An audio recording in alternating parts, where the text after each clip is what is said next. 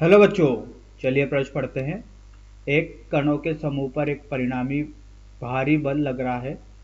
किसी समय इसके द्रव्यमान केंद्र का वेग v नोट तथा त्वरण a नोट है। यह संभव है कि चार विकल्प दिए गए हैं। बच्चों बताना कौन सा विकल्प सही है। तो आइए बच्चों प्रश्न के लिए सर्वप्रथम मुख्य अवधारणा की चर्चा करते हैं। मुख्य अवधारणा तो देखिए बच्चों, अगर यहाँ पर न्यूटन की गति का द्वितीय नियम देखा जाए तो न्यूटन की गति का द्वितीय नियम क्या बताता है कि कुल बल किसके बराबर होता है। बच्चों ये होता है द्रव्यमान गुणा त्वरण के। अगर बच्चों किसी निकाय पर लगने वाला कुल बल या बाहरी बल शून्य है तो उस निकाय का त्वरण जो होगा वो आवश्यक ही शून्य होगा। ठीक है। अब बच्चों इस स्थिति में जो होता है वो वेग शून्य नहीं भी हो सकता और शून्य हो भी सकता है।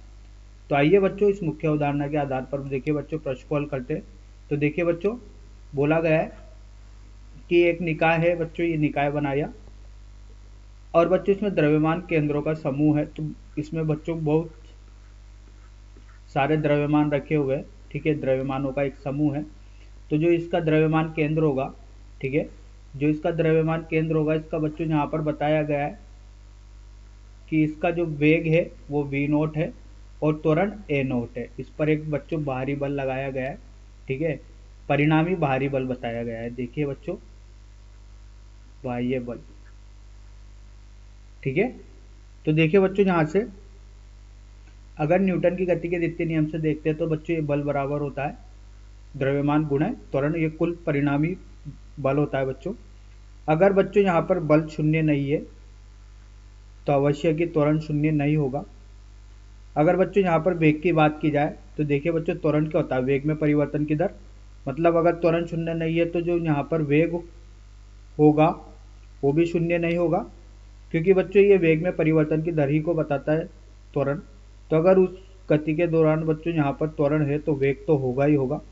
अब देखिए बच्चों, यहाँ पर जो वेग शून्य हो भी सकता है और शून्य नहीं भी हो सकता अगर यहाँ पर त्वरण शून्य नहीं है तो देखिए बच्चों, जैसा कि अपन जानते हैं कि अगर मान लो त्वरण शून्य नहीं है और वेग भी शून्य नहीं है तो बच्चों जैसा कि जानते हैं कि त्वरण तो वेग में परिवर्तन की दर होता है।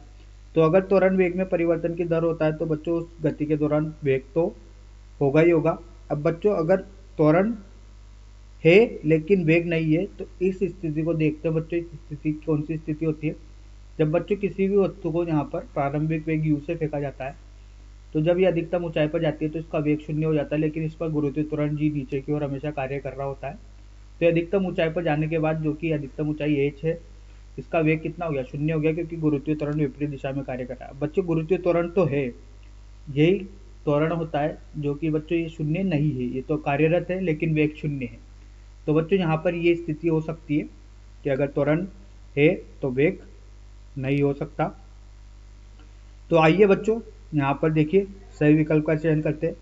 अब देखिए बच्चों, यहाँ पर द्रव्यमान केंद्र की बात की जाइए तो देखिए बच्चों, यहाँ पर ये लिखते हैं कुल बाह्य बल, परिणामी बाह्य बल। तो यहाँ पर आ जाएगा बच्चों इस द्रव्यमान केंद्र का त्वरण। तो यहाँ पर ये बाह्य बल शून्य नहीं है तो ये त्वरण किसका होगा, द्रव्यमान केंद्र का त्वरण। तो ये वेग किसके होंगे, द्रव्यमान केंद्र के। तो यहाँ पर वी नोट प्रदर्शित कर लेते हैं। तो देखिए बच्चों, v नोट बराबर शून्य तो a नोट बराबर शून्य। तो यहाँ पर ये गलत है, क्योंकि v नोट शून्य है तो a नोट जैसा कि देखा कि ये शून्य नहीं होगा। v नोट बराबर शून्य तो a इज नोट शून्य, तो ये भी क्या हो गया बच्चों, ये सही होगा।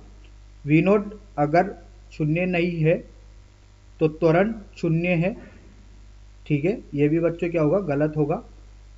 यहाँ पर त्वरण भी शून्य नहीं होगा। अगर v नोट शून्य नहीं है तो त्वरण भी शून्य नहीं है, तो ये विकल्प भी क्या होगा, सही होगा। तो बी और डी विकल्प बच्चों यहाँ पर सही हो गए। आशा करता हूँ बच्चों आपको ये समझ में आया होगा। धन्यवाद।